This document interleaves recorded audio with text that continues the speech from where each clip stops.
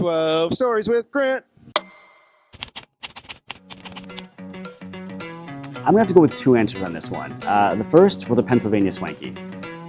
This beer it hasn't existed since the 1800s.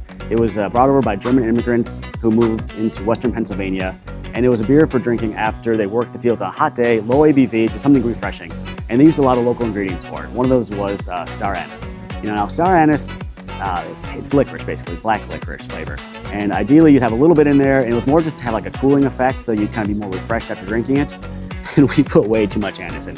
It tasted like black licorice through and through, and you might think that might be pleasant in a beer, but it was not.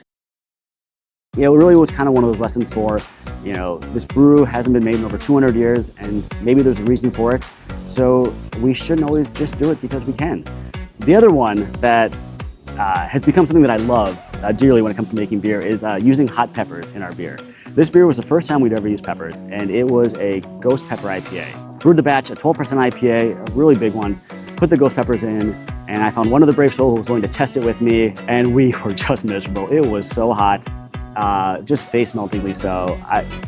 We finally got it right. That whole thing had to be dumped. And now we love brewing with ghost peppers and other peppers. I think we've learned how to do it well. Yeah, those were two very memorable brews for me that we've learned a lot from.